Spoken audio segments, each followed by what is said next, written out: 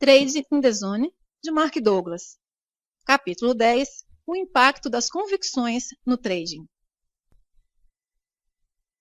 Se o ambiente externo se pode expressar numa combinação infinita de formas, então não há de fato limites para a diversidade de convicções que podemos adquirir.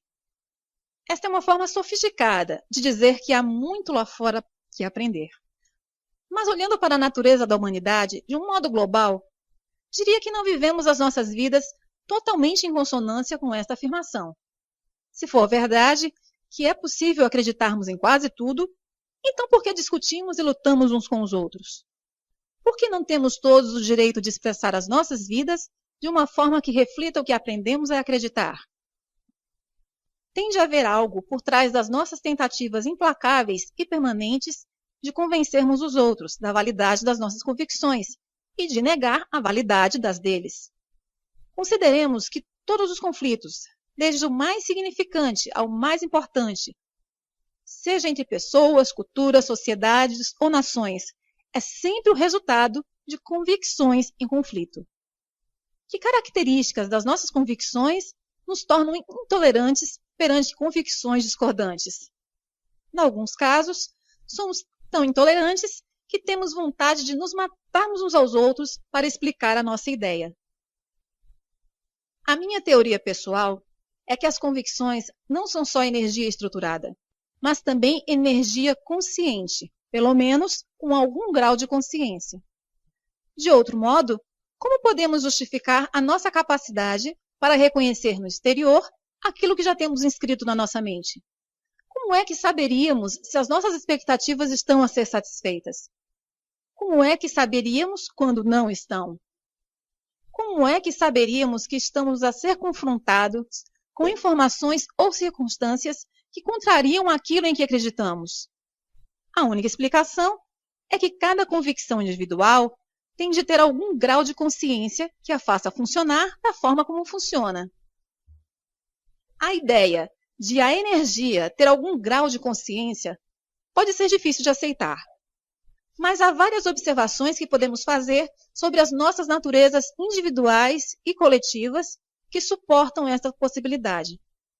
Primeiro, todas as pessoas querem que se acredite nelas. Não importa qual a convicção. A experiência de acreditar em nós sabe bem. Penso que estas sensações positivas são universais, significando que se aplicam a todos. Inversamente, ninguém gosta que não acreditem em si. Não é uma boa sensação. Se eu dissesse, não acredito em você, a sensação que se iria repercutir no seu corpo e mente é negativa e também universal. Similarmente, ninguém gosta de ver as nossas convicções desafiadas. O desafio é sentido como um ataque. Toda a gente, independentemente da sua convicção, parece reagir do mesmo modo. A reação típica é argumentar, defendermos-nos as nossas convicções e, consoante a situação, contra-atacar. Quando nos exprimimos, gostamos que nos escutem. Se sentimos que a nossa audiência não está a prestar atenção, como é que nos sentimos? Não nos sentimos bem. Novamente, penso que esta reação é universal. Inversamente, porque é tão difícil ser-se um bom ouvinte. Porque para se ser um bom ouvinte, temos na realidade que ouvir, sem pensar como nos vamos exprimir no momento em que podemos interromper a pessoa que está a falar. Que fosse incontrolável estar por detrás da nossa incapacidade para ouvir sem interromper. Nós não gostamos de estar na companhia de pessoas com convicções semelhantes às nossas porque nos sentimos confortáveis e seguros? Não evitamos nós, pessoas com convicções diferentes ou conflituosas com as nossas, porque nos sentimos desconfortáveis? A essência dessa implicação é que no momento em que adquirimos uma convicção, ela parece assumir vida própria, fazendo-nos reconhecer e ser atraídos pela sua semelhança e repelidos por qualquer coisa que lhe seja oposta ou contrária. Considerando o vasto número de convicções divergentes que existem, se estas sensações de atração ou conforto e repulsa ou ameaça forem universais, então cada convicção tem, de alguma forma, de estar consciente da sua existência, e esta energia estruturada e consciente tende a se comportar sob formas características que não são comuns a todos nós. As principais características de uma convicção. Há 3 características básicas que precisamos compreender para interiorizar efetivamente as 5 verdades fundamentais sobre o trading a um nível funcional no nosso ambiente mental. 1. As convicções adquirem vida própria e, por conseguinte, oferecem resistência a qualquer força que altere a sua forma presente. 2. Todas as convicções ativas exigem forma de se manifestarem. 3. As convicções estão sempre presentes e ativas, quer estejamos conscientes ou não da sua existência no nosso ambiente mental. 1. As convicções resistem a qualquer força que tente alterar a sua forma atual. Podemos não compreender a dinâmica subjacente ao modo como as convicções mantêm a sua integridade estrutural, mas podemos observar que o fazem face a uma pressão ou força extrema. Ao longo da história da humanidade, há muitos exemplos de pessoas cuja convicção relativamente a algum assunto ou causa foi tão poderosa que preferiram sofrer insultos, tortura e morte do que contrariar as suas convicções. Isto é, com certeza, uma demonstração precisa de como as convicções podem ser poderosas e da medida em que conseguem resistir a qualquer tentativa de serem alteradas ou violadas, por mais leve que seja. As convicções parecem ser compostas por um tipo de energia ou força que resiste naturalmente a qualquer outra força que as possa fazer manifestar de forma contrária ou diferente da sua forma atual. Significa isto que não podem ser alteradas? Certamente que não. Significa simplesmente que temos de perceber como funcionar com elas. As convicções podem ser alteradas, mas não do modo como a maioria das pessoas podem pensar. Acredito que quando uma convicção é formada, não pode ser destruída. Ou seja, não há nada que possamos fazer para que uma ou mais de nossas convicções se desvaneça, como se nunca tivesse existido. Esta afirmação fundamenta-se numa lei elementar da física. Segundo Albert Einstein e outros na comunidade científica, a energia não pode ser criada nem destruída, só pode ser transformada. Se as convicções são energia consciente e estruturada, ciente da sua existência, esse princípio da física também se aplica às convicções, pelo que tentar erradicá-las não é possível. Se soubesse que alguém ou alguma coisa o estava a tentar destruir, como reagiria? Iria defender-se, lutar e possivelmente fortalecer-se mais do que antes de conhecer a ameaça. Cada convicção individual é um componente daquilo que consideramos ser a nossa identidade. Não será razoável esperar que, se ameaçada, cada convicção individual reaja em conformidade com a forma como todas as outras partes de si reagem coletivamente? O mesmo princípio verifica-se se tentarmos agir como se uma convicção particularmente incomodativa não existisse. Se acordasse uma manhã e todas as pessoas o ignorassem e agissem como se você não existisse, como iria reagir? Provavelmente não passaria muito tempo até que agarrasse alguém e o olhasse nos olhos para o forçar a reconhecê-lo. De novo, se intencionalmente ignorada, cada convicção individual vai funcionar exatamente do mesmo modo. Vai descobrir uma forma de forçar a sua presença no nosso processo de pensamento consciente ou no nosso comportamento.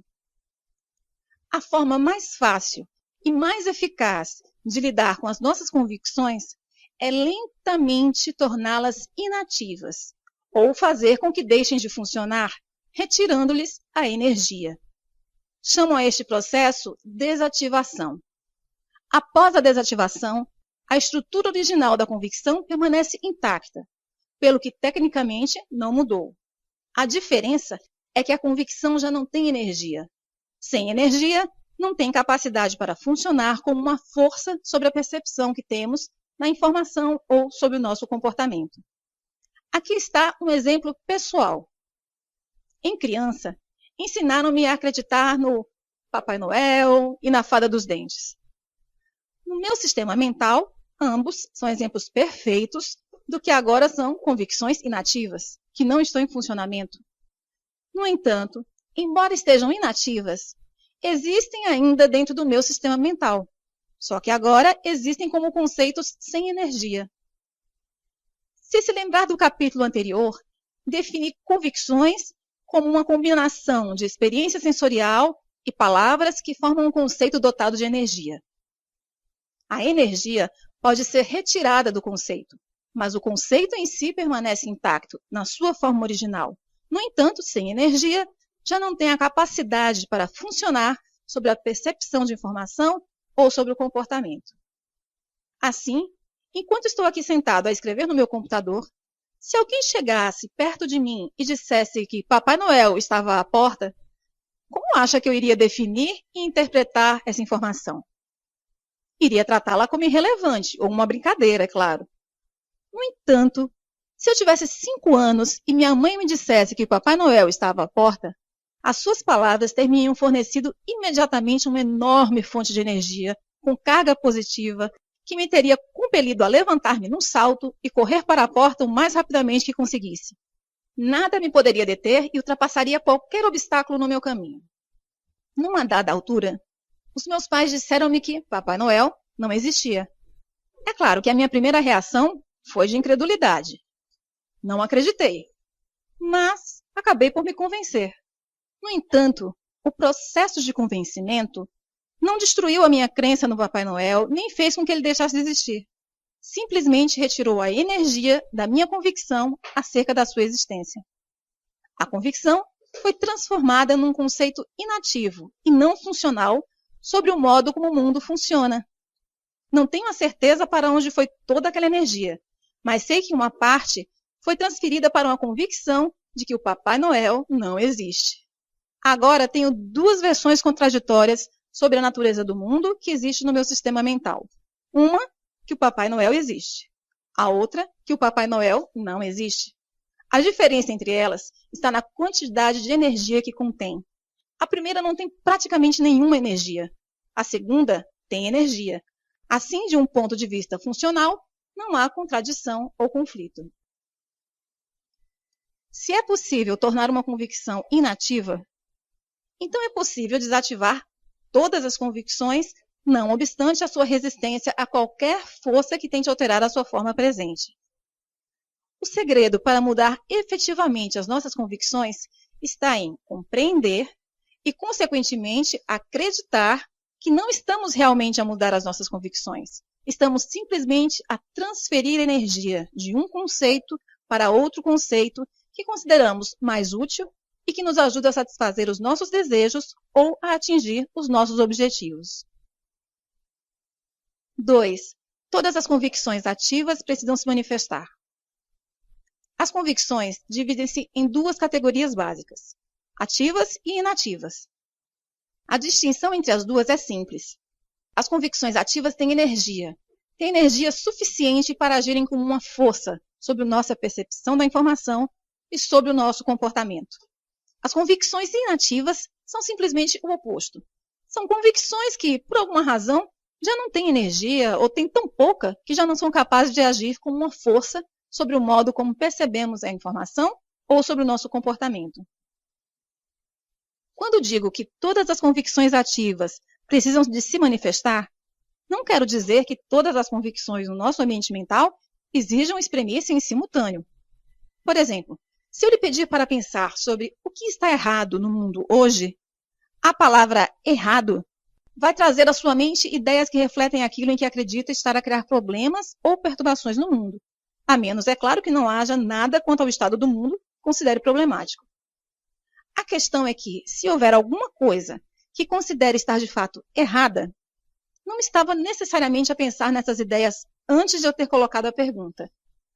Mas no momento em que a coloquei, as suas convicções sobre essas questões avançaram de imediato para a dianteira do seu processo de pensamento consciente. Com efeito, exigiram ser ouvidas. Digo que as convicções exigem manifestar-se porque quando algo as mobiliza, Não parece possível parar a torrente de energia que é libertada. Isto verifica-se especialmente para questões emocionalmente sensíveis ou convicções sobre as quais sintamos um entusiasmo particular. Pode perguntar, por que é que eu iria querer conter a expressão das minhas convicções? Podia haver diversas razões. Consideremos um cenário em que está a interagir com algum superior hierárquico do emprego e essa pessoa lhe diz algo que discorda completamente ou considera totalmente absurdo. Vai exprimir a sua opinião ou contê-la? Tal irá depender do que pensa ser adequado numa situação destas. Se as suas convicções ditarem que manifestar-se será desadequado e essas convicções tiverem mais energia do que as que estão a contrariar, então irá provavelmente conter-se e não discutir abertamente. Pode estar a olhar para esta pessoa, o seu chefe, e a sentir com a cabeça em sinal de concordância, mas estará a sua mente de acordo? Estará a sua mente silenciosa? É claro que não. A sua opinião está efetivamente a contrariar cada ponto de vista do seu chefe. Ou seja, as suas convicções ainda estão a exigir que se manifeste, mas não estão a ser expressas para o exterior, para o ambiente, porque outras convicções estão a agir como uma força contrária.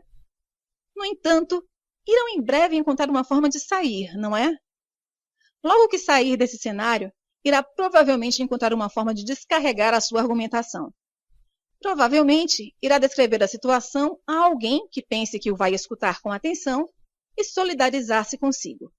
Este é um exemplo de como as nossas convicções exigem manifestar-se quando estão em conflito